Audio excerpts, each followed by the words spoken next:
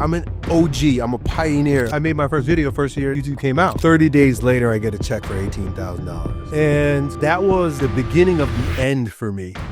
Today's guest is Elliott Hulse, strength coach, entrepreneur, and leader in the movement for masculinity and self-mastery. From dominating the fitness space with viral YouTube content to inspiring men worldwide to reclaim their power, Elliott has spent years unlocking the secrets to strength, both physical and mental. In this episode, we dive deep into discipline, religion, gender roles, and why so many modern men are struggling to find their place in the world. So we humans can only reach happiness by putting suffering onto ourselves.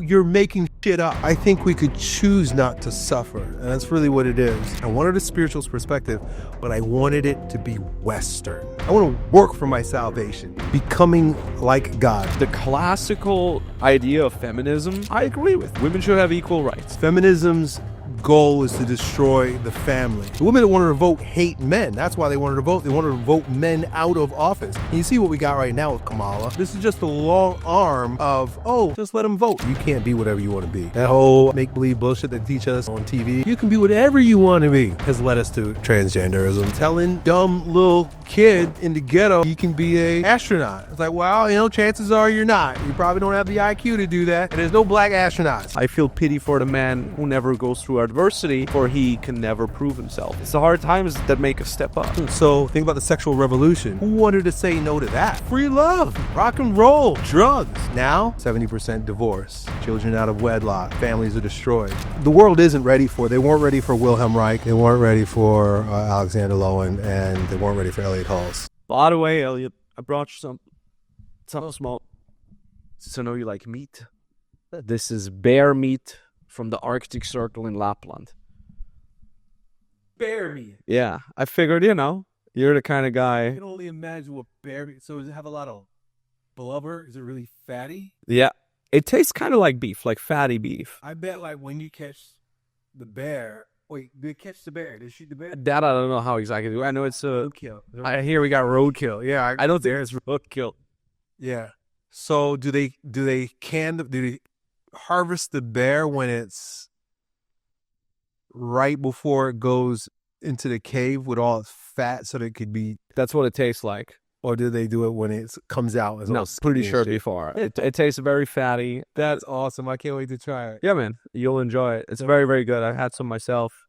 There's a Finnish company, like a family company that does it. Yeah. And I always order a shit ton of reindeer meat, elk meat, boar, and all kinds of wild stuff. Yeah. And since I spend a lot of time in Finland now, I was like, yeah, I'll bring Elliott some. So I enjoy. Nice. Thank you. You're welcome, man. It's funny, like the last time we hung out remember, it was in Miami and we all went to dinner. It was you, I, Kino Body, Nick from RSD, and we all went to this like epic Brazilian barbecue place. And I was still a vegetarian, so I was just eating mac and cheese, I think. That's weird. But I remember that when we were like 10, 15 people or something. That must have been almost 10 years ago, like 9 years ago. Yeah, like probably. It's crazy, man. It's absolutely crazy. And like I said, like your house now is so fucking beautiful and chill and serene. And that's kind of like, you're many years ahead in many regards. And that's kind of like where my head is moving towards, away from the crazy touring life, one city, next city, towards, all right, build a house, settle down, get a bunch of kids, grow my own veggies and fruit, get a bunch of goats, cherry tree, and all that jazz. And it's really cool to see you literally living that. It's a version of it. I don't think you have a cherry tree. Haven't seen one. I'm not sure if they can grow here in this climate. No oranges. Yeah. Oh, the oranges. That's right. And avocados probably. Fuck yeah. Yeah. I probably won't be able to do that when I settle down in Austria or Switzerland. But it's so funny how so many entrepreneurs, like almost everyone I talk to, they either have done it already like you, or they're thinking about just getting somewhere on the countryside, have a ranch and stuff like that. Why do you think is that? I don't know about everybody else. I don't know what they really want out of their life, but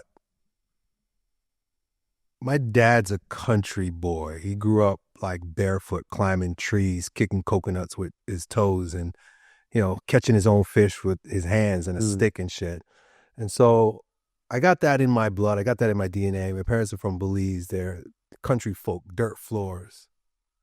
But I grew up on Long Island, and my dad fixed cars. And I had a Long Island upbringing. And I think a part of me had some, I don't know, nostalgia or like FOMO about how free my dad's life was growing up in the jungle. Because he would talk about it all the time, telling all kinds of stories. He didn't go like school, like all the shit that we do, that our kids do. Like we're in prison compared to the way he grew up. Free. He said he would disappear for days. Apparently, nobody even knows he's just, because he had like 12 siblings. He just lived out, just lived wild. So I grew up with my dad's stories about that. And then when my wife and we were still teenagers, we were dating, and I became obsessed with fitness. I became obsessed with health and eating good food. This was maybe 2002. And in New York, Long Island, we're close enough to Amish communities, right? And I became a part of some co-ops that had Amish people that would bring their food from the Amish country. They would bring like, not bear, but they would bring like their meat and their dairy and their eggs and all kinds of stuff. And so I kind of like, I don't want to say fell in love, but I was like in awe of these guys. They all had dirty hands, long beards. And when I was younger, we'd go out to the Amish country, Dutch country they call it, where these people live like off, they don't have electricity, like off the land. And so I wanted to go live with the Amish. I was actually like, I think Ty Lopez lived with some kind of farm. But anyway, I had the same dream. I was just like 22 years old, 22 years old. I was like, let's go live in Lancaster, Pennsylvania, and like make our way into being Amish. Because like, I just want to turn off all the fucking electricity and shit and just eat good food. So long story short, this has been like brewing in my soul since the time I was a kid. And when the pandemic happened, and I was, everybody fucking hates the city after the pandemic. This is where all the retards were living and acting out. This is where all the lockdowns were. Even here in Florida, it was much better. But I was like, I'm not sending my kids to school anymore. I'm done. I never wanted to begin with, but like at that point, my wife and I were both like on the same page, like, let's get the fuck out of here. And so we pulled them out of school and moved out here and homeschool and live a different life. Fuck yeah, man. The pandemic did that to a lot of people, man. I was lucky because I was in Ukraine at that time. I had 2 offices in Kiev. And Eastern European mentality, they don't give a fuck about restrictions. They had them officially because they had to bend the knee, so to speak. But on the street, all restaurants were open. You could go anywhere without a mask. It was June 2020, like at the height where everything was closed. I was celebrating my 30th birthday in a house with 60 people, pool party. You guys are super spreaders. That's what they were. Full on super spreaders. But nobody got sick. Nobody gave a shit. Yeah. And I noticed my family in Austria, and Austria was full on in that. They were like wearing masks all the time, wear a mask in the car, and they couldn't just wear the normal surgical mask. They had to wear what are they called? I keep forgetting, the N24 or something like that. Like the weird, the crazy mask they had to wear, and that juxtaposition of like my family being like, how come you're not wearing a mask celebrating with 60 people? I'm like, well, it just doesn't do anything. It's not as bad as people thought. Now, I'm not one of the conspiracy people that say it was completely fake or anything like that, but I just think it was just much more harmless, much more harmless than you'd think. It was just a flu in essence. It was, and the flu can hit you hard. I got the regular flu a couple of times in my life that fucked me up really hard. But again, like no need to lock the entire world down. Right. So I was kind of lucky in this regard. And then I started traveling once the flight started again. And I was best traveling ever. Because all the airports were empty, no lines. Yeah. You go to all the sick tourist places. You were always alone. The people that were there were happy that you're here because you're a business for them, right? And I'm like, that was some of the happiest time of my whole fucking life. Yeah, I would say the same thing. My life only got better because of the pandemic. Yeah. Plus, it really makes you put things into perspective in regards to what actually matters. Right. and what things don't matter that we can just cut out of our lives. And then, like I said, you restructure your whole life. Yep. Yeah. But anyways, one thing I wanted to tell you is like, you're like one of the OGs of YouTube personal development. Mm-hmm. Like so many people that I hang out with now that are 7-figure, 8-figure entrepreneurs, they all know you. Mm-hmm. They're all like, oh, I used to watch Elliott Hulse all the time when they were younger, right? That's like you were like the entry level drug for all of us that really got us into this personal development space. And YouTube back then was a very, very different spot. We talked about it earlier off microphone as well. It was just like turn on the camera and just start fucking talking. And now it's very different. What's your relationship to social media nowadays? I haven't posted in 6 months. Hmm.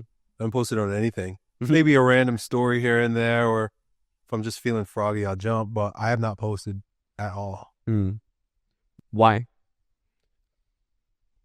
A number of reasons. I'd say one of which is because I wasn't ready to speak again. I have to have something to speak about. I think that a lot of times this becomes a new 9-to-5 hustle, creating content. Like now you're a slave to this shit and you have to do it no matter what, because now it's your job. So you're quitting your job, working for somebody else that you could turn that shit off and go home and forget all about it. But now you're a content creator, big and famous. And guess what? You're a fucking slave to that also too. And I came into YouTube when I didn't know it was a job. I didn't know that it was a thing. YouTube came out the same year I made my first video, first year YouTube came out. And all I was trying to do is get clients for my gym. And then I discovered that, wow, lots of people are watching me. Like I would upload a video and walk away. Yeah.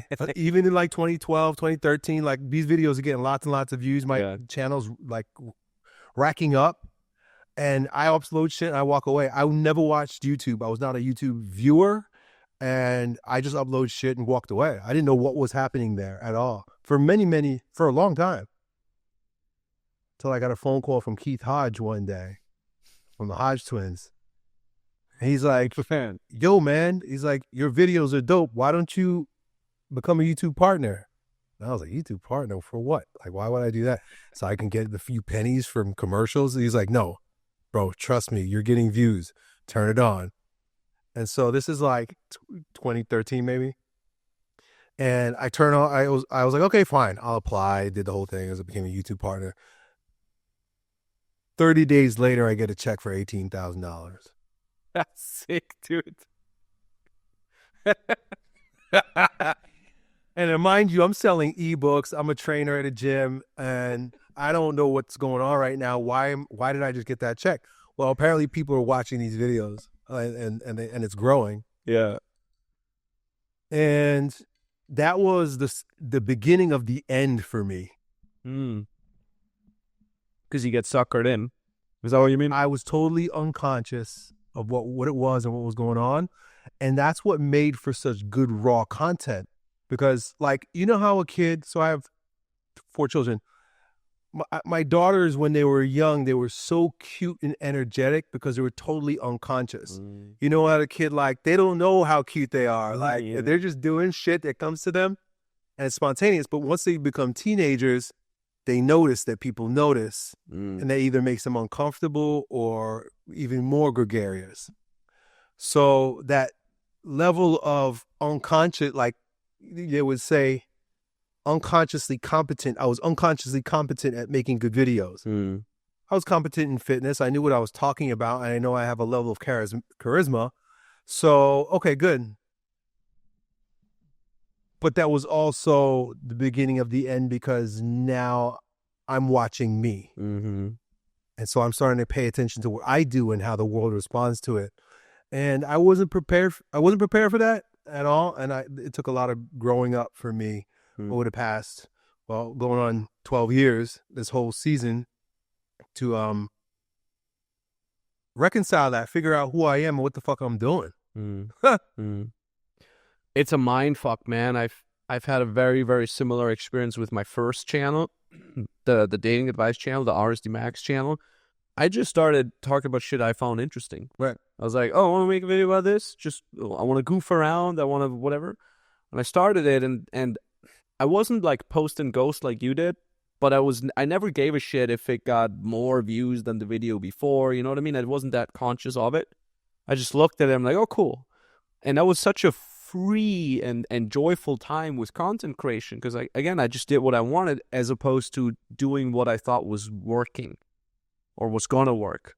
And then I started posting. I became more aware of it also because other people made me aware of it. They say, hey, this one performed well. And then you're like, well, let me make me more videos about that. And just like you said, you get into this trap. You get entrapped because now you're like, you want to make content about something you want to talk about. But then you're like, the rattling in the brain starts like, okay, but is that something that will get me more views? Is that something that my audience will like all of a sudden? And that now stifles your creativity. And the problem is when you're trying to make things work, you're not with 100% joy and creativity in it, and that does the opposite. It makes things do less well. And now you're seeing that because you're conscious of it again. Now you're looking at it and like, now you're even more forcing to make it work with the next content. Now you're in a downward spiral. Next thing you know, you get burnt out from it. You don't want to do it anymore. You get discouraged, and all the joy and fun that it used to bring you is just gone. And just like you said, it's like you're exchanging one slavery for the other one. Yeah. And I found a way to do it, I would say in the last year with the podcast on one hand, plus with my regular new channel that I then made as well, of just being like, okay, let me do it like I want, but at the same time, if there are certain ways to package it nicely, we'll package it. So it's like a little bit like an 80-20 rule, right? Okay, let me do the 20% to make it fun for me, and then blow it up to a degree so that it works for 80% of the time. And then with the podcast, funny enough, I launched a podcast roughly at the same time as the YouTube channel, and the podcast was literally just me fucking around. It was literally, who can I talk to that is cool? Zero plan, zero structure to just sit down and fucking talk. As you saw, like just roll. And funny enough, that's the one thing that does better. Yeah, and you enjoy it the most. Yeah, I do. Mm-hmm. I love it so much. I just travel around. I talk to cool people. That's it. And it's a joy. And funny enough, like I always think like I'm the person who learns by far the most at these podcasts. Not the audience, but like me, literally, because I get to talk to cool people directly. So yeah, it's very much a joy. And in that regards, also, I appreciate that you took the time to be on here, man. It's always really, really fucking awesome. I remember one of the videos that I used to watch on your channel was the one with abs, on like how to have nice looking abs instead of like bulky abs that come out. And you had these vacuum exercises where you're vacuuming, you're sucking in the abs. And I did that for like 2 years every fucking day. I had it on my daily tasks list. And it worked. Yeah. It's pretty good. You got to say. Amazing. Wow. Yeah, it's crazy because I don't know the impact. You're right. I'm an OG. I'm a pioneer. Like you guys, and especially the guys that are starting right now, or they're just getting going, they have shoulders of giants to stand on. Like I have all the arrows in my back and all the scars because I didn't know what I was doing. And yeah, I'm just kind of acknowledging your point that like at this point, or like, you're doing what you're doing, you can go in aware and prepared and disconnected. You could be a little bit more detached. Yeah. I was personally attached because it was me, and I didn't have a filter between me and the world. And it was good because it made a lot of people love me because I was just being me, but at the same time, incredibly vulnerable. Mm-hmm. I hear you, man. It's something that, I mean, I'm sure you've had tons of bad experiences too. I've had people find where I live, knock on my fucking door. Yeah. And that's like, as a 20-something-year-old, you're fine with that. But I'm thinking like, what if that happens when I have a family, for example? Right. So that is a freaky thing to encounter. But do you have any sort of plan with social media at all? Do you freestyle it completely, saying you get back to whenever you feel like it, or how does it work? Yeah, I'll be getting back pretty soon. What's the plan if you have any? I'm not going to tell you. Oh, all right. Shit. Yeah. Damn, man. Mm-hmm. No, I'm looking forward to it, man. Yeah, but very soon, very, very soon here. Like months, weeks. Days. Oh shit, let's go. I'm hyped for that, man. Mhm. I'm hyped. And will you connect it to the beef stuff?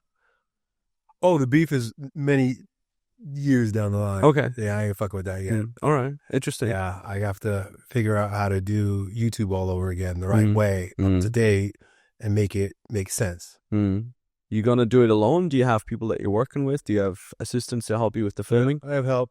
Sick. One thing that I noticed in your content over the years is you started talking more about religion, a lot more about it. I think you did talk about it before, but then it became more and more and more.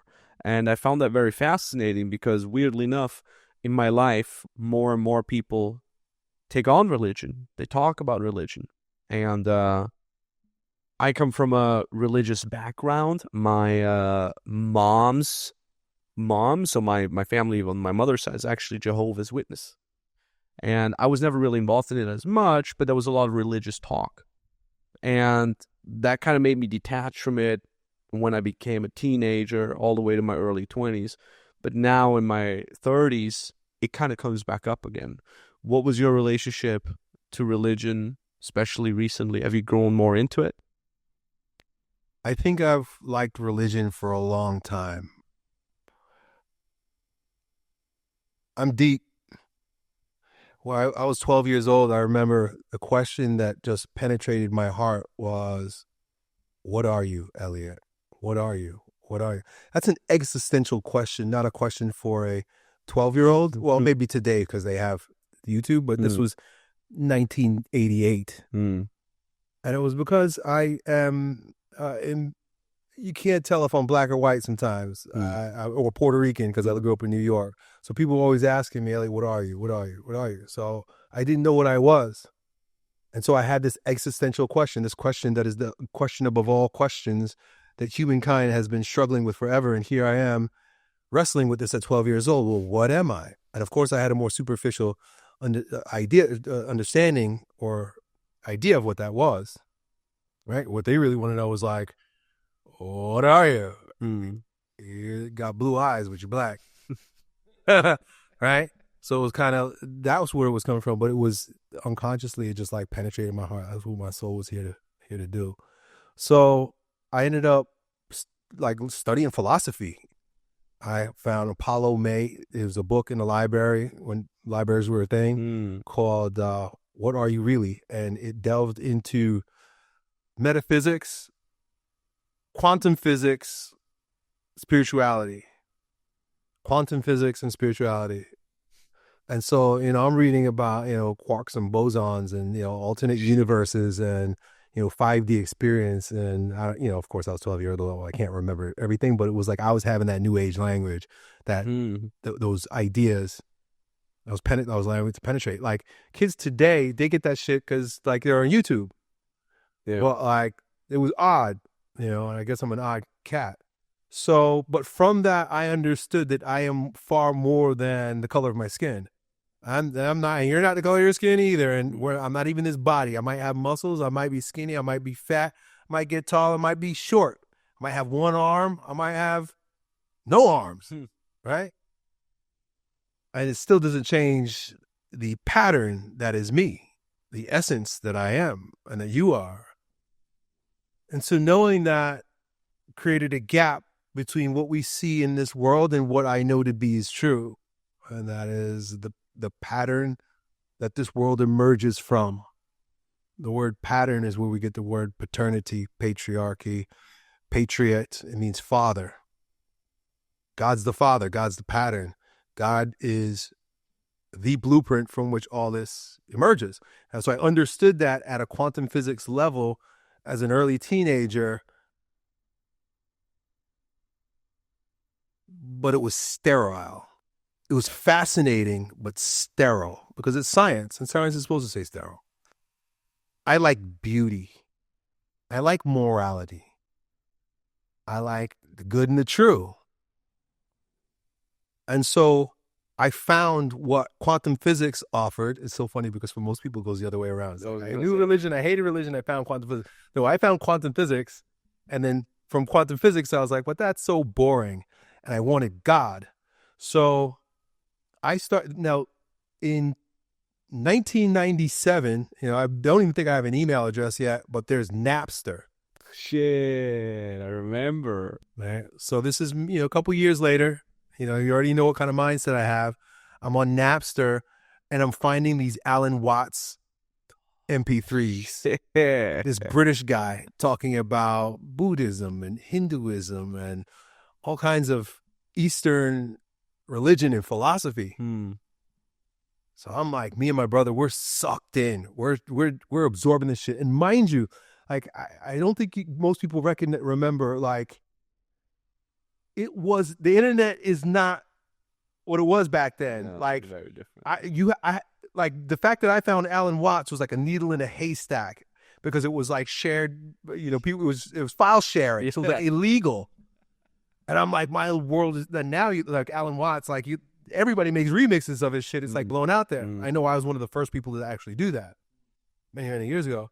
So I'm absorbing all this stuff and I'm becoming more and more of a religious man, meditating, praying, so I'm in college at this point, maybe early 20s. And I mean, I could keep going, but ultimately I made my way back to the Abrahamic faiths.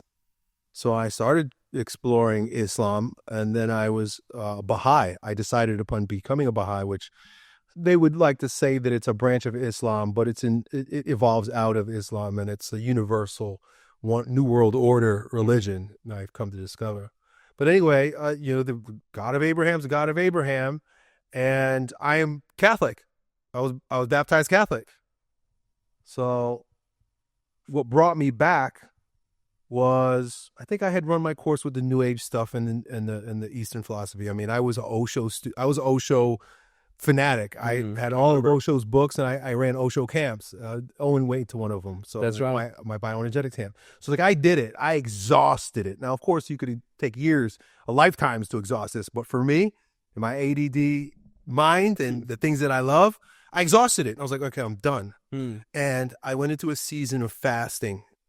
God put it on my heart that you need to fast. So in 2018, 2019, I started like prolonged fasting, and I lost like, 80 pounds. I got really, really skinny. I was like 170 something. Right now I'm like 210. You just didn't eat for how long? Days. Jeez. 7 days, 10 days, 20 days. You did it spontaneously? You waited until you got a feeling of, I'm going to eat again, or did you set yourself a specific timeline? It was heavily driven by ego. So I'd push myself, but it got easier and easier, right? As it goes with fasting. As it goes with everything. Like, the ego will definitely creep in and be like, you can do that even more. Man. God was probably like, yo, bro, I just wanted you to fast 72 hours. Like, I wanted to tell you something, but now, gosh, a year later, you're all the way down to the bones looking like a Swami in India. So, I look crazy.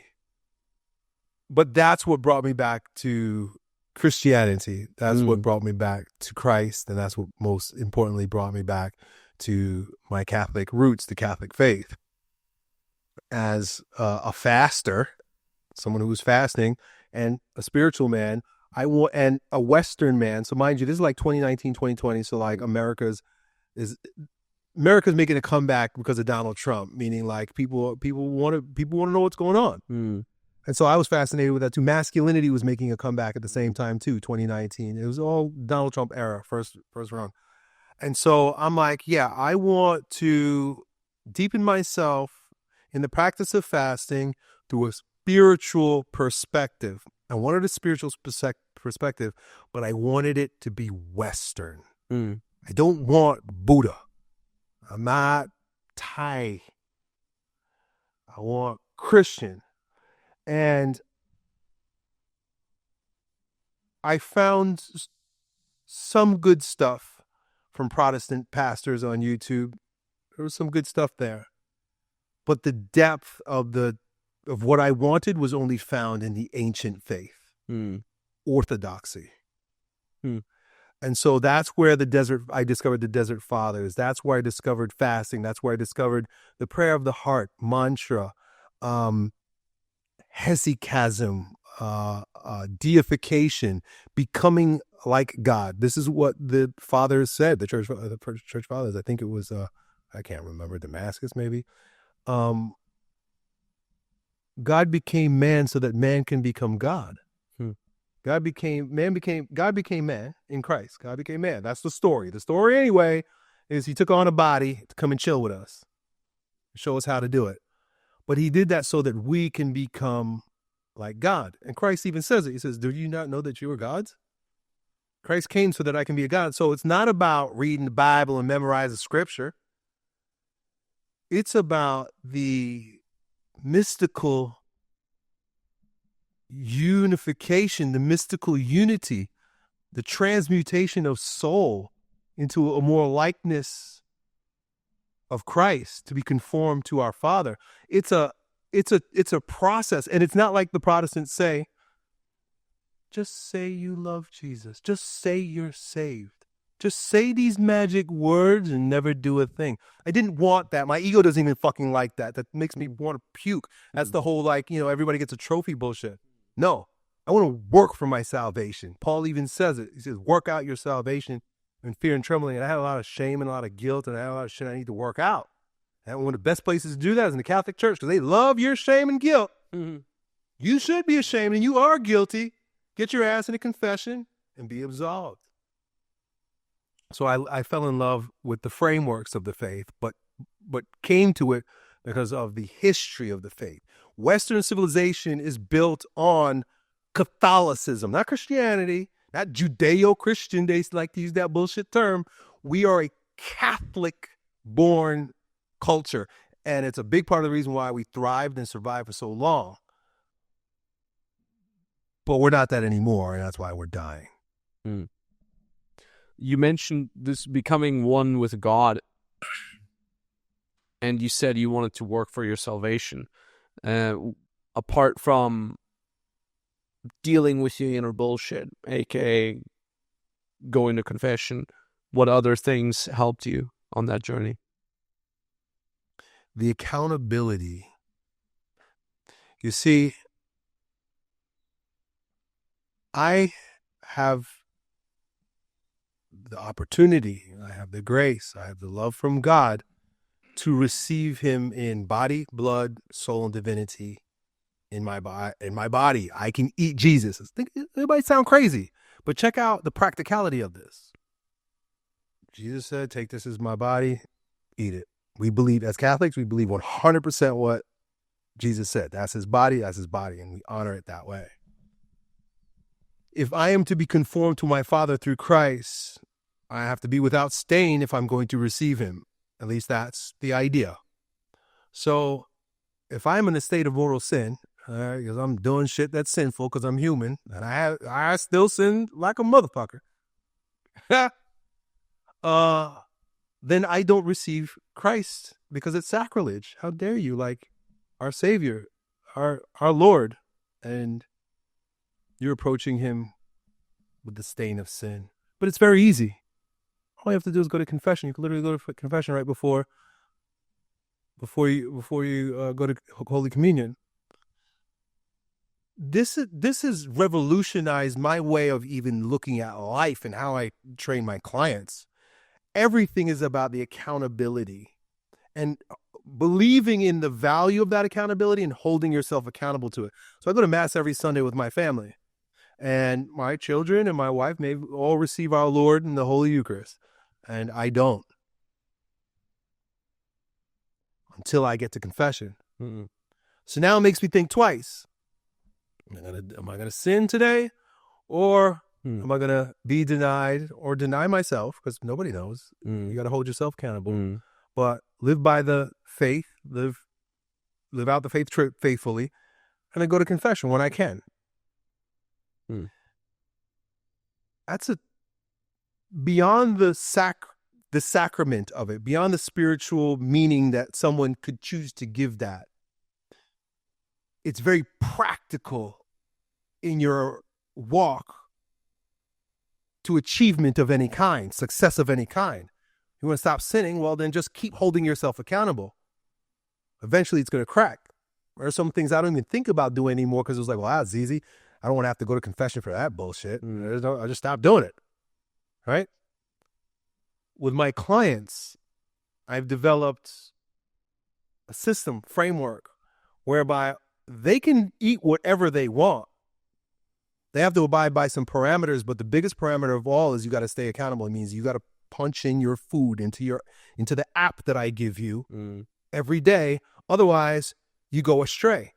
And you can pretend. Like if I don't go to confession and I pretend and I receive our Lord, that's so damaging to the soul in beyond the metaphysical or spiritual or religious connotations. What an affront to the self. You promised yourself you'd do this and you didn't do it. Like, that's all you have. All you have is your commitment. And if you can't do that, well, what business do I have trying to teach you anything else?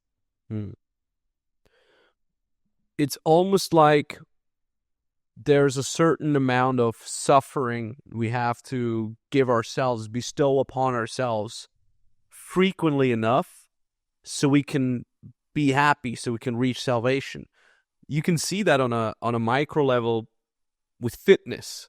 Right. It's like, I'm waking up on Sunday. Sunday's my leg day. Well, my body wants to eat pizza and smoke weed and watch movies. That's like what my reptile brain wants me to do. Right. But then I'm like, no, you go to the fucking gym now. You're going to hurt your legs. Everything's going to hurt. It's going to suck. You're going to sweat. So it's almost like you, and then you get out of the gym and you feel fucking fantastic. You don't even feel the need anymore to numb yourself with shit food and low value entertainment. It's like we humans can only reach happiness by putting suffering onto ourselves. Even the example you just gave now where you said, nobody knows that you've sinned. You could just lie and say, no, I didn't sin. I don't need to go to confession. Right? But no, you do it anyways. It's so strange. Like, I often think about that so much. Like, what is it in us humans that makes us want to suffer? Certainly an animal doesn't want that. Animal doesn't give a fuck. The dog is going to eat the fucking pizza the moment the pizza's there if he has a chance. So what do you think is that, philosophically speaking, in your opinion? Well, with humans, our suffering is different in that it's conceptual. Like, shame is a concept. It's not a real emotion. Like, my dog can be angry. My dog can be happy. My dog can be tired. Those are legit emotions. They're very raw, real emotions that any warm-blooded creature would have. But like I said, for example, guilt, that's a judgment. You need a reasonable brain to place a judgment on oneself. And so a lot of times they're like what would you call imposter syndrome. Imposter syndrome is totally fucking made up. It's not a real thing, but it feels real because of the emotions that's happening in your body. So it's a conceptual emotion. It's not real, but we've tied some meaning to it. So we have a whole lot more suffering opportunities than, say, an animal. And one of the stumbling blocks to taking action in a direction that is useful and resourceful to your life is the emotions that will stop you. So, for example, this morning I had a call with a client. He's a brand new guy, and he needs to get a smart scale. That's how I keep track and keep my clients accountable. You need a smart scale, and you got to step on that smart scale every day. Well, a couple of days go by, I'm checking the app, and he's not stepping on the scale because I didn't see a measurement for 3 days. So I spoke to him today, and I'm like, what happened? He's like, oh, I didn't realize you wanted me to do it every day. I get so pissed off when I get on the scale. I'm like, what the fuck are you talking about? Just stand on it and let it do its thing. Like, you don't have to look at it. You don't do anything. Just stand on it so it registers in my that's sick. Framework. Right. So I know what's going on. You don't even have to fucking look at it. You just do what I tell you. But he's got all these feelings about it. Because, what if it says I'm higher? What if it's not doing what I want? Like, what if, oh man, I ate too much yesterday, or I didn't use the bathroom yet? Like, that's that now you're making shit up. You see what I'm saying? Yeah. Because it's very black and white. It's very simple. But because of the pain, like you mentioned, the suffering, he's going to suffer. I told him, listen, you're going to suffer for the first 2-3 weeks stepping on it. And then you're just going to be a robot. And then you step on it, you don't care, you walk about, you do what you got to do. And so I guess in order to answer your question, part of the reason why we suffer so much is because of these conceptualized emotions. We make shit up. The real question is, though, is it possible as a human being in the modern world to be happy without suffering? I'm a person, I can't just wake up in the morning and do nothing. If you're looking for your water, it's right here. I can't just wake up and do nothing. I would love to, though. You know what I mean? My girlfriend, she wakes up and she's just like going through kitty cat reels on Instagram for 4 hours, and she has no shame about it. She feels good, and that inspires me on one hand, because I'm like, I couldn't fucking do that even if I wanted to. No, you couldn't. But then on the other hand, I'm also happy because that's probably the reason why I am at where I am right now in my life, where I have money, I have freedom, and I have all these things. But it keeps bucking my brain in terms of like, is there even a way to be happy without suffering? And if so, how can I get there? Or do I even need to get there? Should I even want to get there? What's your thought on that? Because it fucks with my brain so much. I think we can. I think we can.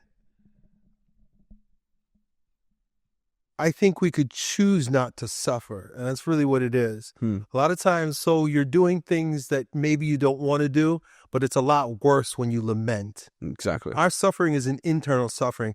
When your body's tired and you go to the gym, your body's not actually suffering. It's doing what you want it to do. It may be a little tired, but the suffering comes from your judgment of it.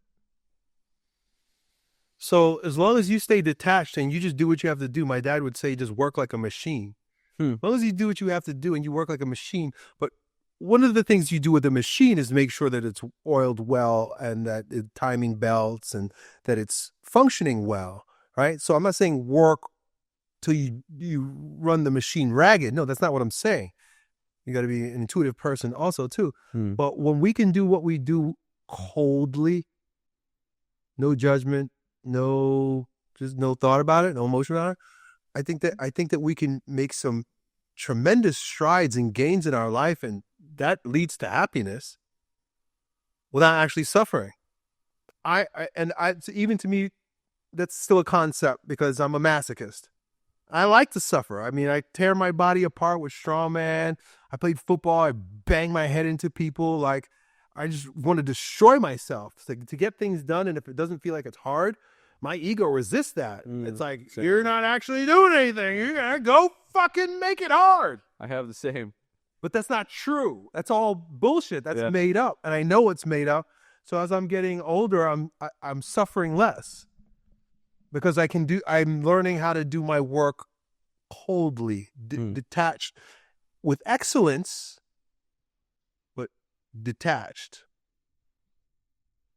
That's a very interesting concept. I can resonate with that a lot. I'm like, with everything I do, gym, unless I absolutely destroy myself, it doesn't feel like I did anything. Even when I go to the fucking sauna, which is supposed to be a recovery activity, I crank it up to the maximum heat. I throw the water. Unless I'm like literally suffering, I don't feel like it does anything. Yeah. I have a mobility coach. Great guy. His name is Moving Monkey. And he gives me mobility exercises. And I'm like, I don't feel anything pushing or pulling. Does it work even if I don't fucking feel anything? And he's like, stop fucking thinking like that. Yeah. You said as you got older, you kind of learn to still work hard and get excellence without that feeling of pushing it too hard or whatever. How did you get there? Oh, pushing myself very hard until I couldn't push myself any longer, and I realized there's got to be another way. Okay, I made that realization too. Yeah. But I can't follow it always. I Right. think I'm getting better at it. Yeah. So you're saying it's just a matter of time? My stupid brain just gotta keep realizing that? You know, if you're as stupid as I am, then it's going to take time. It's going to take time. You know, you'll have to revisit the same thing over and over again. You got to catch yourself, like the sauna. I did the same thing. Yeah. Like, I know I only need 20 minutes. I'm going to stay here until I can't breathe. Why? Why? And I think a part of it, you know, comes with age too, because I think we all do become more conservative as we get older, because we don't have as much time to fucking waste. When I'm in my 20s, it's like, I got my whole life. I can waste this time. I could waste this energy. It's, you feel more abundant. But now it's like, I don't have time to waste. I got to do the best thing I can do with the little bit of time and energy that I have available to me. Even, you know, on a day-to-day basis, because I have a family and I got other responsibilities. So if I can do it in less time, great. If I could do it with less effort, great. If I could do it with less pain, great. And I'm starting to see that as a benefit. That's really inspiring, man. It's good to hear that. Because sometimes I'm afraid, I'm like, what if I never fucking figure that out and I keep being a man? Just, you know what I've learned also too, and this is, you might be hard-headed like me. It sounds like you are, so you might just have to figure this out on your own. Things actually turn out better. Because the more I interfere, the more I screw it up. The more I sit back and watch and allow things to come to me, the less I have opportunity to screw it up. It's already in my lap. Well, it just came. But if I have to go and get it, I'm going to screw up a whole bunch of shit. So the more I've relaxed, the more I've watched things come to me. It's like magic. That is an interesting concept. I've realized that recently more as well. That exact same thought. I'm like, Max, sometimes you just got to fucking let it happen instead of forcing it to happen. Julian, you might still remember Julian also from RSD. He used to have this things like, don't force it, let it arise. Like, allow it, give the space for it to arise. What an OG, Elliott Hulse. Hey, if you're enjoying this episode so far, drop a like, give a comment on this YouTube channel. Why? Because it helps this channel grow. It helps me get more awesome guests for you. And to be honest, it means the world to me. If you listen to this on Spotify or iTunes, drop us a 5-star rating. That would also be really awesome. That's the only thing I'm asking you for. Maybe I'll have sponsors at some point, but until then, that's all you do in order to keep this podcast rolling. I'm making my money already, but I want you to support it by dropping a like and a comment. I would appreciate the hell out of you. Thank you so much, and now back to the episode. I've had a very interesting, sometimes you have these weird timings where things just work out perfectly. I've had this, these experts in a specific social media field that I really, really wanted to work with. I met them in Cannes at a mastermind, and me and my business partner Robin were like, oh, let's go work with these guys. They're happy. Let's go talk to them. So we walk over. I'm like, hey, we should work together to that. And they're like, sorry, I can't do it. We're too busy. We only take on a certain amount of clients, yada, yada. So that was us trying to force it, right? And then lo and behold, I think 4 weeks later, I literally stopped collaborating with another expert in that exact same field because they couldn't deliver as well as I think they could. And that fucking day, we get a WhatsApp message by the original dudes from Cannes, and they're like, hey, by the way, we checked out your Instagram. Would love to work with you. We just got a spot open. And I'm like, let it fucking happen sometimes. And sometimes I think you too, you're control freaks, trying to get it done. And it's beautiful to get proof that you don't always need to control everything, and it's just let it arise. Now, you got 4 kids, you said? Yes. How old are they? 20, 18, 16, 14. This is something that I often think about because I'm thinking about getting kids as well. And I'm like, how can I make them excited for the things that are important in life? Like fitness, meditation, working hard on yourself, building a business, and so on and so forth, without trying to force them into something. It's the same topic again, like, right? How can I let it happen without having to force things and maybe even do the opposite? Because one thing I'm scared of is like that my kids don't want to work out because their dad is into it, and that's uncool. How did you manage that? Well, I would like to come from the perspective of the ideal situation being you raise your own children, you homeschool your children, and you're your child's main source of acculturation, not TV or the screens. If that's the case, then they have a clean slate. And it's much easier to impress whatever you want if you do it in a tactful way upon them. So this whole idea that my children will do whatever makes them happy is bullshit. They're going to do what you want them to do. That's a fact. But if you have too much competition, you're going to be in trouble. Meaning, what are their friends doing? What is the culture doing? What are they doing on TikTok? What are they? So now you're competing with the rest of the world. All kinds of different bad ideologies. I had to confront feminism with daughters. Right? Where the hell did you get that? Oh, fuck, now I'm competing with those ideas? Exactly.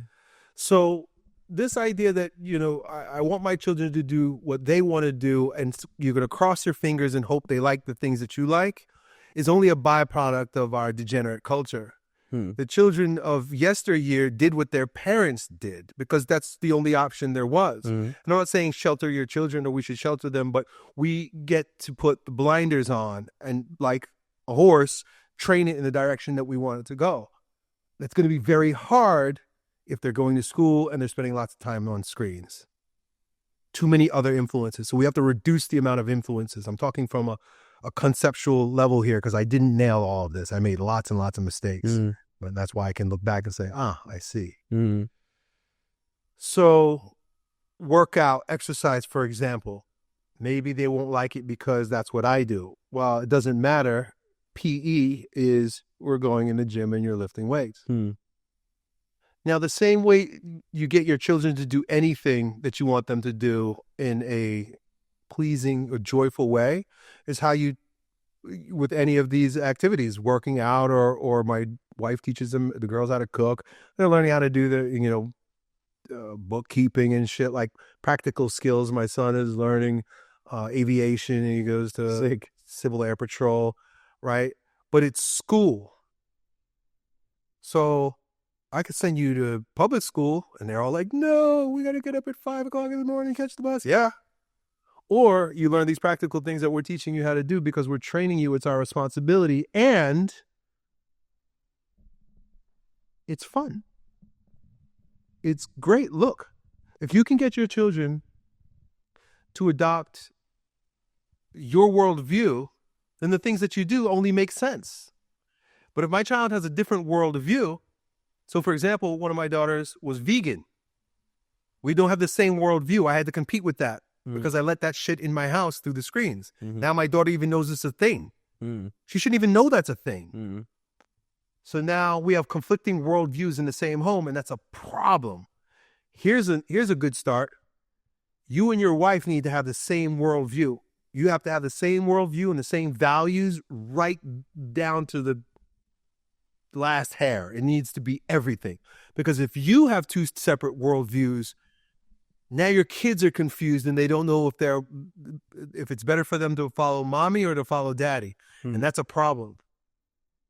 When the parents have conflicting worldviews, that would still teach the kids at least critical thinking then. Hey, there are different worldviews. And think about each and every one, weigh them against each other, and then choose the one that makes the most logical sense. No. Why is that not a good idea? You see the other worldview outside of my home. In my home, there's one. This is the responsibility of the father.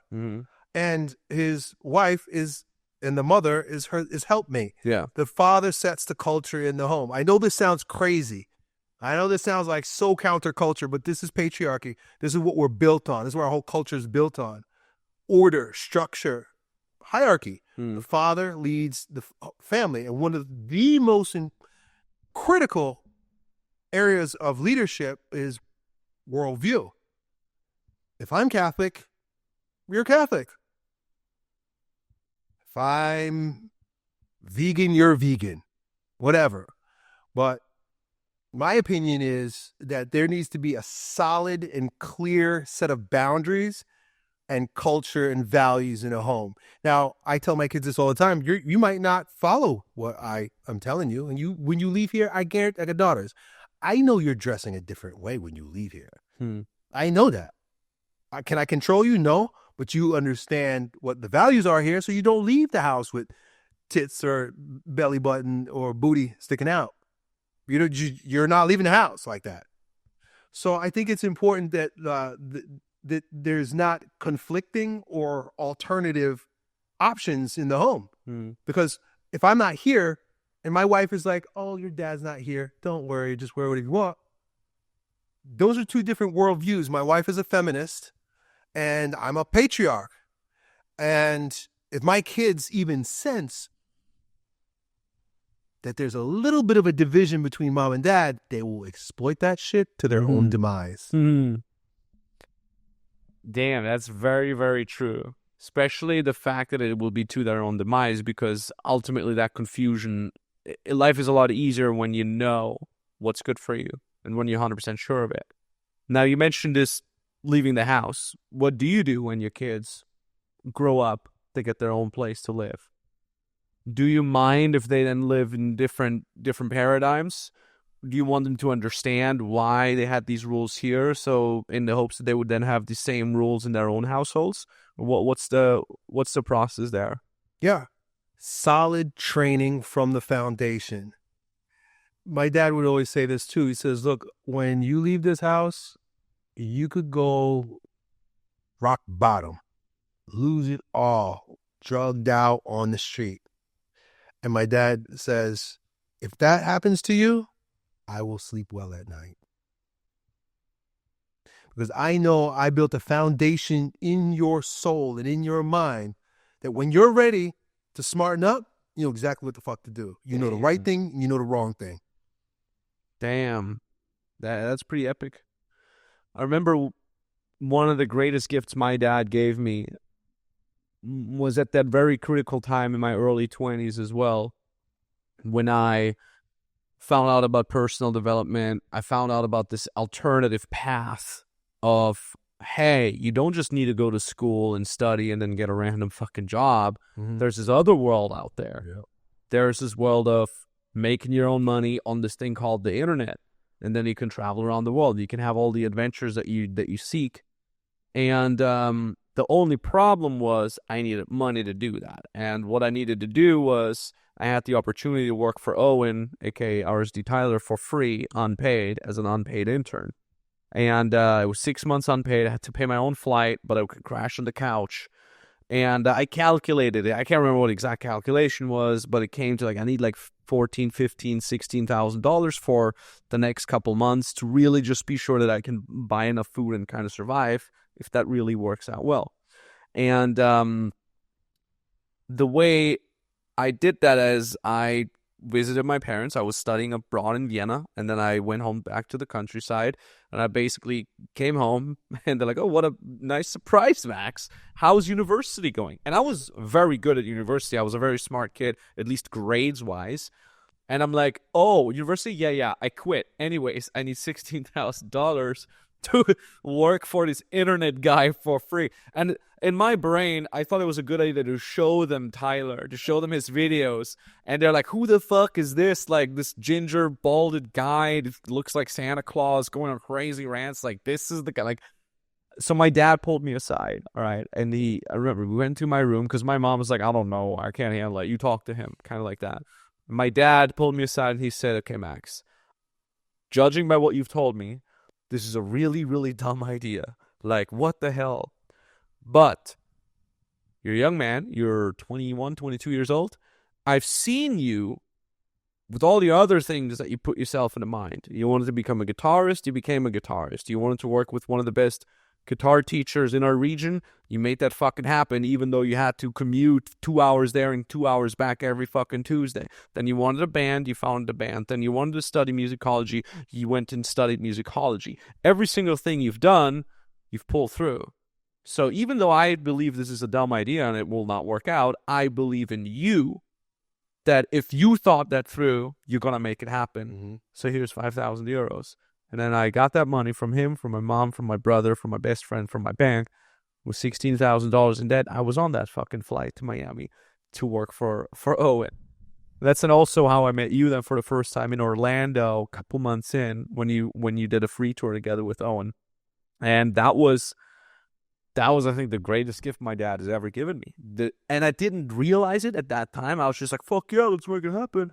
And then years later, I had made all my millions. I'm in Ukraine. I have 2 offices, 20 full-time employees, and I'm walking home from the gym on a random Tuesday or whatever, and it struck me. I was listening to my music, and on my way home from the gym struck me, my dad gave me the greatest gift, which is the trust in his own son. That's kind of sounds exactly like the gift that your dad gave you, since he's going to sleep well because he instilled everything into your soul. And funny enough, Ed made me cry. On the way home, I shed a tear. I'm like, fuck, that's what my dad did. And I hope that I can instill that in my kids one day. Because I think my mom always says, being a parent, the only thing you can do is you can fail. You can fail with grace. Yeah. So I hope I get to do that too. That's a good one. And she's right. I agree with her. Yeah. You're not going to win. Exactly. That's fucking scary, man. Yeah. But winning just has to do with our own concept of things, right? Like, it's the ego once again. And sometimes not winning is better than winning, because God has some amazing surprises. So many in my life were like, if I would have won, it wouldn't have went this way. The full story was so much more epic. It is very true. It's very, very true. It's like so many of the shit moments you have to go through right now, they end up being so good. And it's like how do you say, it's not the end, it's a start. Like, the end is usually a start of something even better. I remember you once talked about psychedelics. I have had my experience with ayahuasca twice. I've done 2 ceremonies, multiple ceremonies, but twice. What's your experience with it? Almost nil. I was a student of Robert Glazier, who was a doctor, and he was a student of Alexander Lowen, and Alexander Lowen was a student of Wilhelm Reich, and Wilhelm Reich was a student of Sigmund Freud. And he took Freud's work and took it out of the brain and put it into the body, into the balls, breathing into the balls. And so I studied that for a very long time. And so I was into breath work and bioenergetic breathing, and had all kinds of psychedelic breakthroughs as a result. I don't know if you could call it psychedelic, but then when I did have psychedelic once, I think it was DMT, smoked some DMT, I was like, oh, this is like a quick hit of a bioenergetic session. That's what it felt like to me. So at that point, I was like, oh, I see what's happening. People can take medicine that makes them have what takes me 45 minutes of deep breathing and shouting to elicit. That's about it. How exactly does that work? Deep breathing and shouting, and then you get into a meditative state? You get into an ego death state? So the ego, in this concept, the body is the ego. The body is the surface of the mind. So whatever's happening in your deep, unconscious, conscious nervous system manifests itself in your body. So for example, right now you wear those glasses because there are muscular imbalances within your eyes. Those muscular imbalances come from a pattern somewhere. Synapses in the brain that cause certain muscles to be tighter and some muscles to be weak. Well, even before that is, well, why are those synapses the way they are? That's your soul. So psyche, soul, and body, soma, is one thing. That's what psychosomatic means. Psychosoma. And so if ego death is what we're after, well, that ain't really going to happen until your physical body dies, because the physical body is the ego, because it's what we interface with the world with. I'm not talking to your soul. I'm talking to your body. That's what I'm confronting. That's what I'm seeing right now. That's your ego. That's your interface with the world. Ego can be conceptual, yeah, because it has certain behaviors, it has certain patterns to it, but manifests itself in your character structure. The way your body looks, the way you carry your body, the way you breathe, the way you talk, everything about you is your ego. So ego death would mean death. You can't live here without an ego, just like you can't live here without a body. Are you following me? Mm-hmm. So all bioenergetics do, and I don't know as much about psychedelics, so I don't know the language that they use. But if they were being honest and fair, I think there would be a lot of parallels to what happens when you have a psychedelic experience or a bioenergetic experience. And that is a lessening of the grip of the ego on your soul. Mm-hmm. You don't have a death, you have a lessening of the grip, which can create some tremendous foundation breaking, which sounds like an ego death. I guess you could say it's an ego death, but basically it's a reconfiguration. Yeah, like shit is falling apart before it reconfigures itself again. Mm-hmm. But that all happens on a very surface level. That's happening like here. With plant medicine, I guess you take something that does it from the inside out. Mm. It does something to your brain, nervous system then the body lets go. I think people throw up or they lose control of their muscles. They start crying. Yeah. They may shout or shake or just shit is happening. They're purging. Yeah. Well, what the fuck are you purging? Well, it's a letting go of the tension in your muscular system. Mm. That can be done at the body level too. That can be done with breath work and movement, stretching. It's tough because you're breaking the armor from the outside in. Much easier to drink something and have it just do it itself from the inside out. Yeah. But I think it's the same. That sounds really fucking interesting. And just to circle back to what I said earlier, like sometimes things happen to me right at the right time. Mm. And this is now the second time I hear about bioenergetics breathing or holotropic breathing, I think in 6 days or something like that. So I'm like, I think I should look into it. Do you have any resources or anything where someone should start to get into that? Well, my thoughts and experience on this has changed over the years. And it doesn't mean what I used to believe is wrong. It doesn't. It just means that most people aren't ready for it. Mm-hmm. So I have a level of understanding from study and experience that the world isn't ready for. They weren't ready for Wilhelm Reich. They weren't ready for, they basically killed him in jail. Yeah. They weren't ready for Alexander Lowen, and they weren't ready for Elliott Hulse when I started talking about bioenergetics. I just don't know if the world will be ever really fully ready for it. I forgot your question. So how do I get started? Oh, you got, as would be the case with anything that we want to get started with, begin with the most elementary of daily practices and micro habits. Very small slithers can get you a lot. It can really open the door for some greater things to happen. And I think Wim Hof breathing is great. It's a great entry level way to allow your breathing to change your body. Sick. Check it out. I've actually done some of his stuff. Mm-hmm. There was one winter where I just didn't wear a jacket. I was like, fuck it. Mm-hmm. It's all in the mind. Mm-hmm. It's all in the fucking mind. Yeah. That was right before the war in Kiev happened. I remember I was walking just on the street without a jacket. People would honk and shit. It's like minus 20 degrees Celsius. That's like, I don't know how much that's in Fahrenheit. It was really fucking freezing. That's right. And we went to Austria without the jackets because we're like, Wim Hof. And then the war happened and we couldn't get back into Ukraine. We were stuck in Austria. I had one pair of pants and 3 t-shirts with me. I remember that. And I eventually got all the stuff out. But yeah, I remember. And that's where I stopped doing the Wim Hof then. Yeah, he's on to something. Yeah. Definitely is on to something. And I think following his stuff is good. I think so too. How the problem is the moment someone becomes famous enough, it kind of gets diluted, and then the wrong people try it.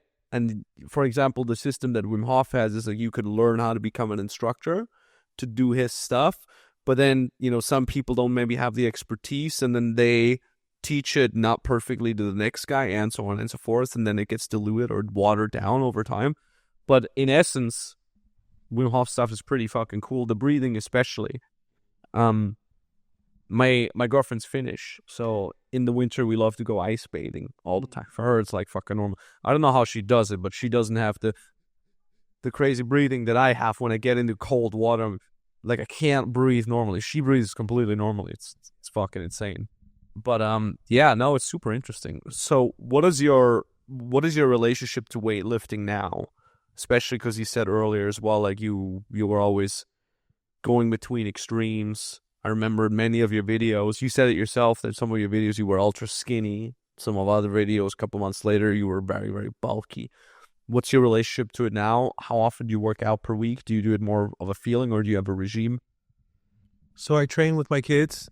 They're teenagers now, and my son is getting very strong. He's not built like me at all. He's taller than me. He's skinny. He's like a lanky dude. He's going to be probably 6'4" at least. Damn. Yeah, he's going to be tall. He's getting really... Where does he have that from?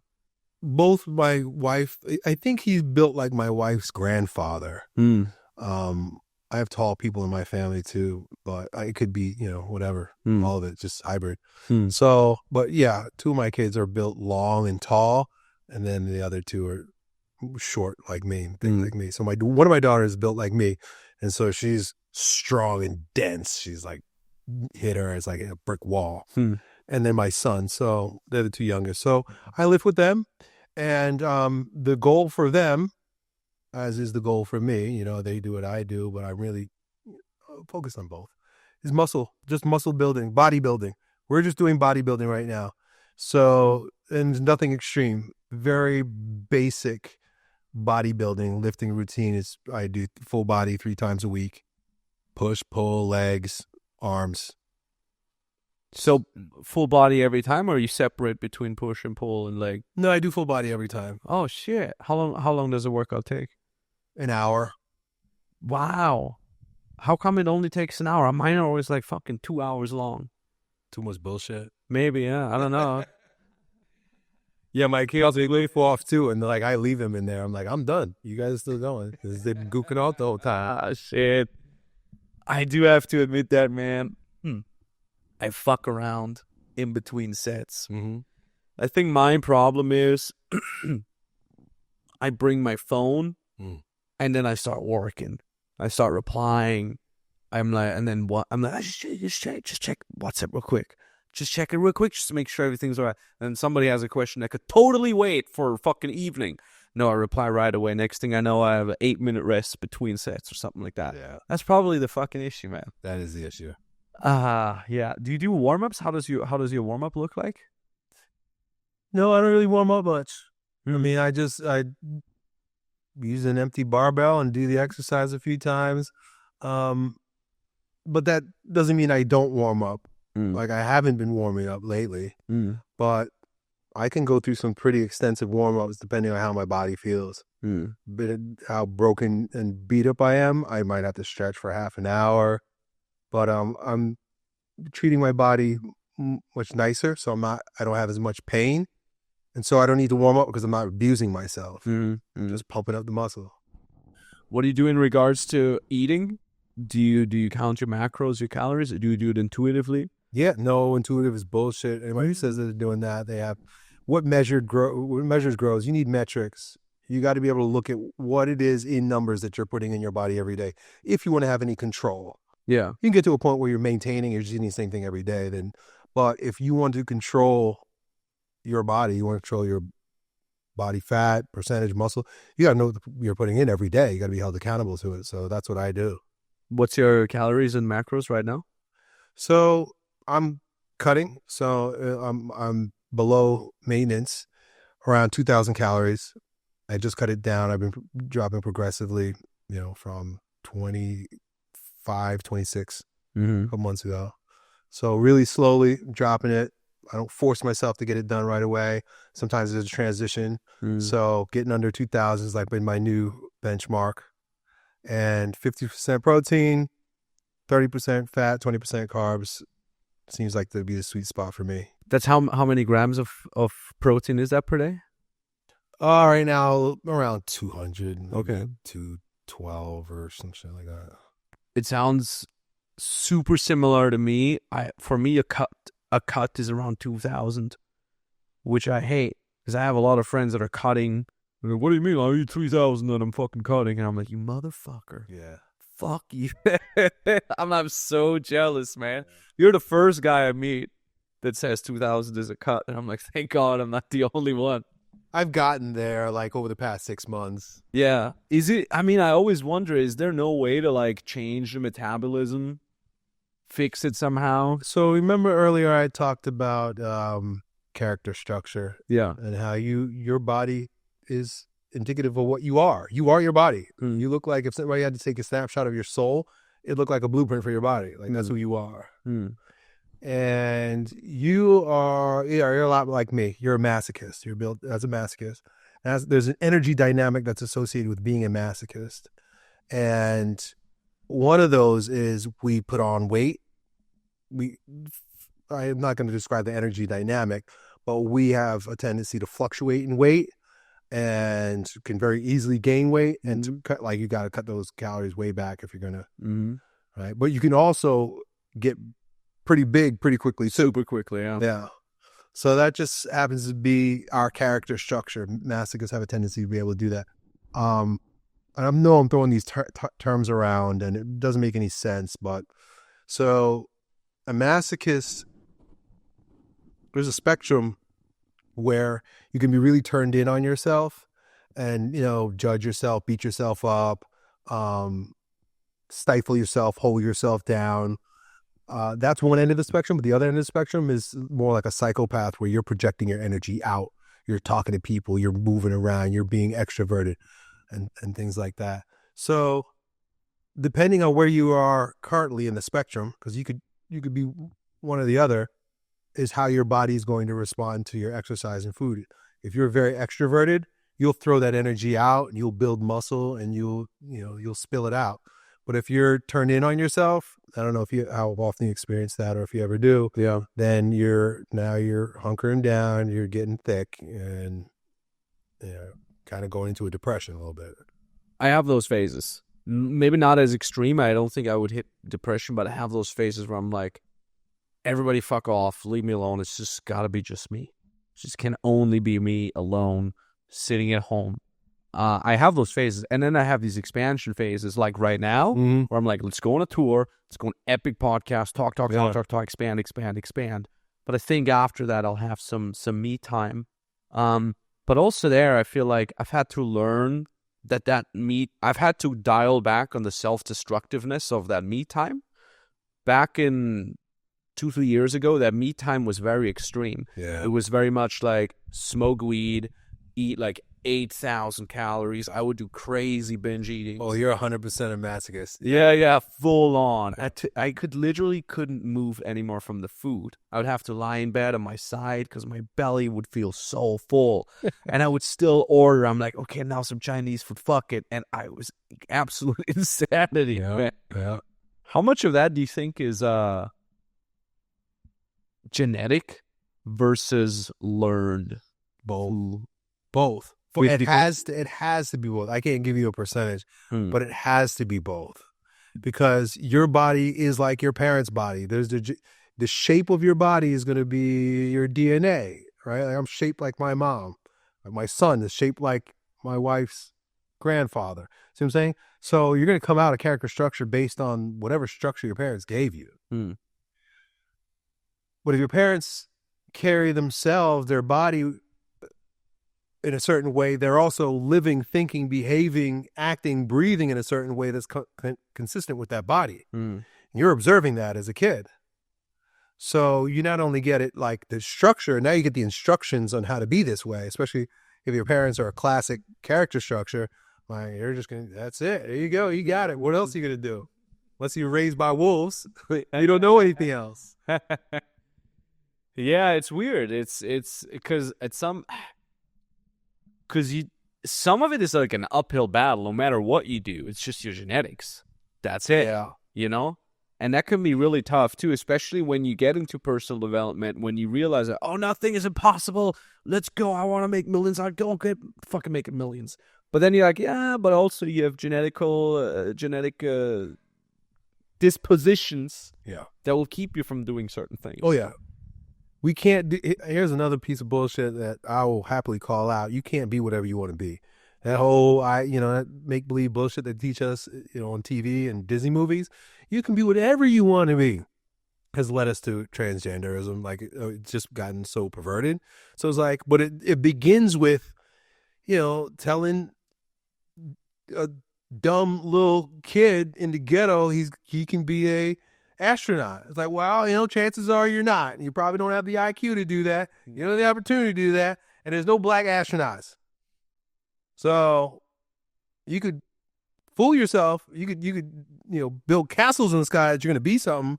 But I do believe that there's an element of fate. Like, you're not fated for that shit. They call it your dharma in the East. Yeah. I was like, no, just and it's not to say that you can't be more than who you are, but we all got limitations, and you gotta be honest about that shit too. Yeah. We do, but then at the same time also you should not limit yourself too much. It's hard to find a fucking balance in that. I for myself, I'm happy that I found my lane, but I know a lot of people haven't. Yeah. And that can really fuck with you as the older you get. When I was younger, I didn't realize it as much. When I was younger, I was like, oh, cool, I found what I want. Like, fuck yeah. Now, looking back, so many of my friends are in the same age, in their 30s now. They're unhappily married, unhappy in their jobs. They look old. They're fat. They're balding. Their whole body has given up. You can tell. They're 30, 34. I'm like, motherfucker, you got like a half or a third of your whole life only is past and you're already given up. And then now I realize like a lot of these people weren't as maybe quote unquote lucky to have found that one thing that really fulfills them, because it's really hard to be consistent and work hard if you don't feel it in here, and I don't know, for me it's lucky, I guess, or it was karma or whatever, I don't know. But yeah, you mentioned earlier transgenderism and all that. Have you ever heard the observation that every civilization that has ever fallen apart, towards the end, they started mixing male and female genders? Apparently that happened to Rome, which was one of the contributing factors to the downfall of it. Similar to the ancient Greeks. Have you ever heard about that? Oh, yeah. So in this regard, do you think our civilization, the way it is right now, Western civilization, is going to fall apart? Oh, yeah. How do you think is that going to happen, and how can people survive that? Oh, I can't tell you how it's going to happen, what it's going to look like. I don't spend too much time thinking about it anymore, because I can get into that shit. I'm a conspiracy theorist. I go all into the rabbit holes. I go deep into some damn rabbit holes if you want to, but it really is no concern to me. My concern are these 42 acres and the people that reside here. Now, what you described is a pattern that has been recognized, associated with the downfall of many civilizations. So what it's going to look like is going to look a lot like what it looked like before, when the currency collapses, their overextended empire, degeneracy and decadence within the culture. I mean, all the signs of rot, and all the signs of rot are here. What is like, I don't think, unless war comes to us, like, EMP attack and shuts off all the electricity, or another like pandemic or some like crazy, like, it's probably what it will be. Civil war. But I think it's going to slowly devolve. I don't think it's going to be like one thing and then like, oh, it's like Mad Max. Mm-hmm. I think it's just going to slowly devolve. And if I know America, and I think I know America well enough, we will probably just balkanize. What's balkanize? What does it mean? Just fracture into states. Because remember, America is the United States. Each state has to agree to be united.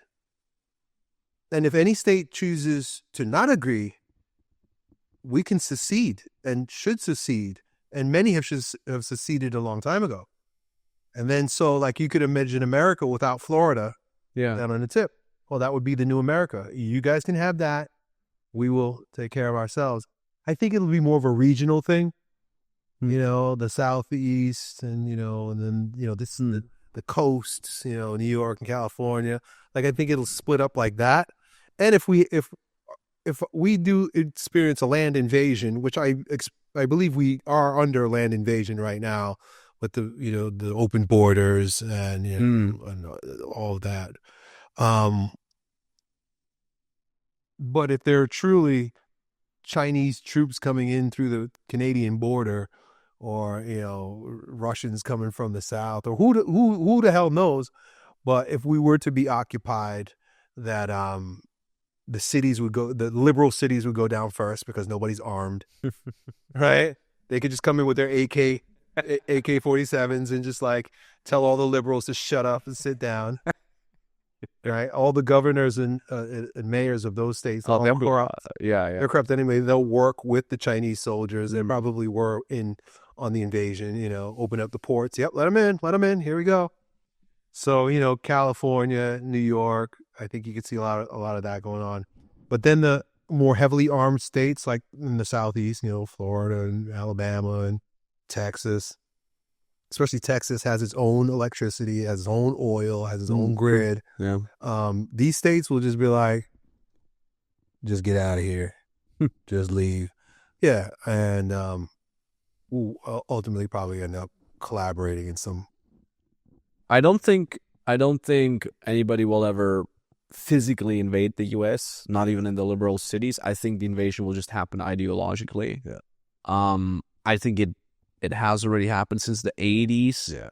There's all kinds of interviews. I forgot the name. But where this ex-KGB guy. Bezmenov. Exactly, Bezmenov. That was really, I saw that, I'm like, ooh, that's exactly what's kind of happening right now. But I don't know. People are resilient. Here's my take. I think things are going to get worse. Not much worse. I think they're going to get worse. Then they're going to get a lot better. You can see it already now. People are fed up with a lot of shit. Because here's you got to be fully honest, okay? The classical idea of feminism, I agree with. Women should have equal rights. They should be able to do anything they want, to set their mind to if they want to, all that. But I think there's differences between men and women. There's strengths that men have, there's strengths that women have. And we shouldn't act like we're the same, because we're not. Any society is strong because people are different, genders are different. And societies work best when everybody's playing at their strengths. I know that, statistically speaking, more women are more agreeable than more men. Statistically speaking, the average man is going to be physically stronger than the average woman. So we shouldn't force some sort of gender distribution in certain jobs just because it's equal. That the whole idea of men and women being equal has been made more and more extreme, has been radicalized by some sort of freakish idea of trying to make things more and more extreme, or otherwise you're a bigot. That it completely diluted the core idea. All humans are fucking created equal. And I think people are getting fed up with that. Because in the beginning, when people said women should have a right to vote, every normal person was like, well, fuck yeah, let's go do it. But then they kept pushing it to more and more extremes, to the idea now where it says, well, if you're a man and you're dressed up as a woman, you can go to use the ladies' bathroom. See, this is where I disagree, because what you're looking at is the long arm of something that begins with women should vote. Mm-hmm. The minute you crack the door open, it's bound to be blasted wide open. And it's not true that everybody thought it was, of course, a woman should vote. In fact, most women did not want to vote. They had no interest in voting because a vote represented a unity, a family. Feminism's goal is to destroy the family by separating the value of the, instead of having the family be of value, the individual now has the value. And so you can have a husband and a wife who vote for two totally different ideologies, and that doesn't make for a happy family. That doesn't make for any unity whatsoever. So by giving women their special place, because the feminist utopia, the feminist expression of family and country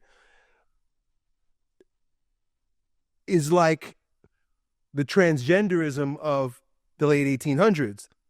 It's bizarre. It's out there because nobody would ever consider, why should a wife have a different vote from her husband? This never crossed people's minds. So when this idea was proposed that women should have their own vote, the majority of women were very happy in their role of, wait a second, we have a great life here under the umbrella of support and provisions of my husband. Why do I want to separate out from him? I actually love my husband. The women that wanted to vote hate men. That's why they wanted to vote. They wanted to vote men out of office. And you see what we got right now with Kamala. This is just the long arm of, oh, just let them vote. What do we get with the homos in 2014? Oh, they just want to marry. Oh no. But now what do they want to do? They want to teach your children while wearing drag and slap your son's face with their cock during these parades. I don't believe that these boundaries that seem innocuous should be crossed at all, because then you end up with the shit we got right now. Do you think that, and I ask this to a lot of people that I speak to, because I'm torn myself, how much of that do you think is, how much of that pushing into more and more extreme, and that arm that you mentioned, how much of that is done by someone willingly versus just opportunism, where people say, well, this just, they just gave us these rights, let's see how far we can push it. You know what I mean? How is there a governing body or a group of individuals behind that willingly pushing an agenda versus how much is just, something is up for grabs and people are just grabbing it? Yes. To both, or what? Yes. There are absolutely orchestrators. There are absolutely architects of the destruction of our culture, Western civilization. But also, they give us the freedom to choose our own demise. So think about the sexual revolution. Who wanted to say no to that? Free love, rock and roll, drugs. Now, 70% divorce. Children out of wedlock. Families are destroyed. So by making sin beautiful, free love, flower power, this is the 60s, mind you. Yeah. We now have complete wreckage of the family. A lot of that had to do, the 1960s and that whole thing, Woodstock era, had a lot to do with unseating the father as the head of the family. As the head of the family. And the way you do that is by removing his children's, especially his daughters, sexual chastity and purity from underneath his responsibility. I'm a woman with my own vagina. I can do what I want. Yeah, but you're still under my responsibility. I'm still totally responsible for you until I give you to another man. Now he's your responsibility. But there's no woman out there in the world that is actually responsible for herself. Because when shit hits the fan, even if she's 40 years old and single, they're going to know where's her father, where are her parents. Your father is responsible for you. If not your father, then it's your husband. Every woman is under the headship of some man, but it's been swept under the carpet and pretend like it's not there so we can play make-believe that you're a strong, independent woman. We've talked a lot about where this country or the world in general is heading. We've talked a lot about how on an individual level one can remain sovereign over their body, over their soul, and over their spirits, if you will.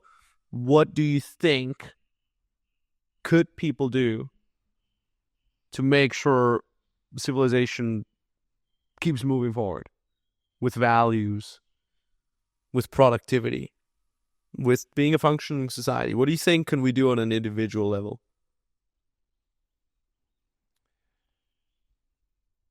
So the enemy knows this. He's already captured your mind. He's captured your soul. He's got you through the movies, the music, the media, everything. The whole world is pervasive. You can't even keep it out of your home. He's captured your every waking thought. If you get up today and you're thinking about, I need to work out to look a certain way. I need to make money to live a certain way. I need to have this kind of thing, do this kind of thing, whatever it is. And, I'm caught up in it too. He's got you. And because that, and why he wants you, when I say he, I'm talking physically and metaphysically. The enemy is here. Everything that's on the metaphysical is physical too. So I'm not talking this pie in the sky shit. He wants your energy. He wants your thought energy. He wants your emotions. And we have a choice to give our thoughts, give our emotion, give our energy to a system, to a matrix that wants to chew us up and spit us out. Or we could take the very power that the enemy seeks to extract from you like a fucking battery and transmutate it through prayer. Give your thoughts, give your emotion, give your energy to higher things. Hope, faith, gratitude, simplicity, rather than fear, anger, all these things. Damn, man.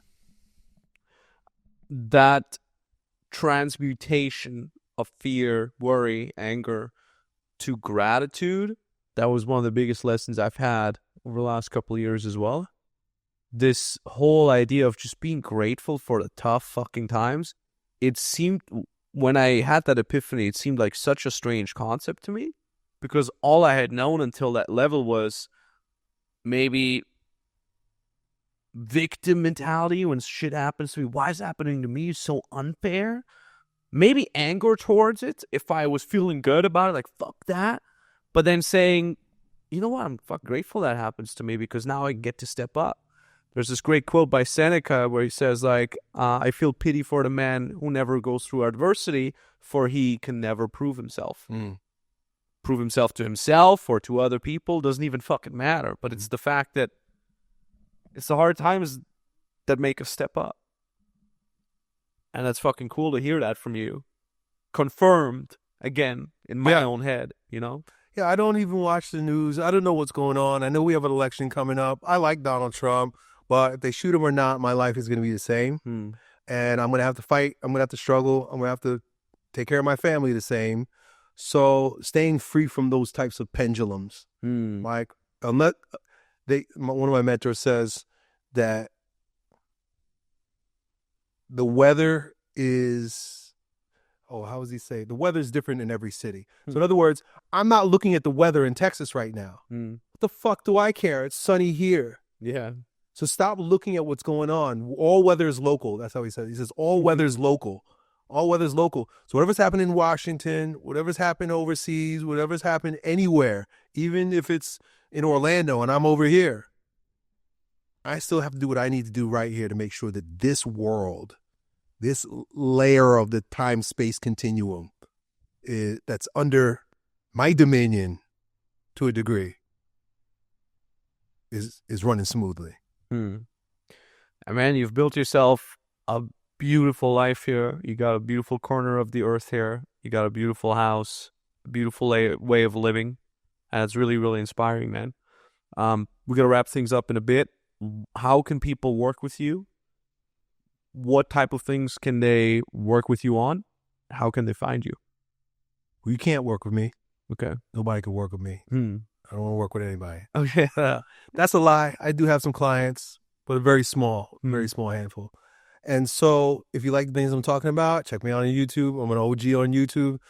I got 2 channels, Strength Camp, which I'm probably going to change the name here very soon Nice. because I'm coming back, and my Elliott Hulse channel. And there's all kinds of rabbit holes you go down there in both of those channels.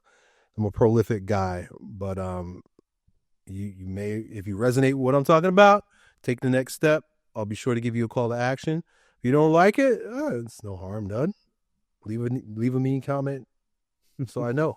It's been a pleasure having you on. Thanks for your time, and I appreciate it, man. God, Max, it was fun. It was very, very fun. All right, so Elliott Hulse has been the OG. He's had a tremendous influence on me in the beginning of my journey. He's such a cool dude. I'm so happy to have been, able to sit down with him and really kind of pick his brain on a lot of interesting things. And he said a lot of crazy things, which I think is commendable.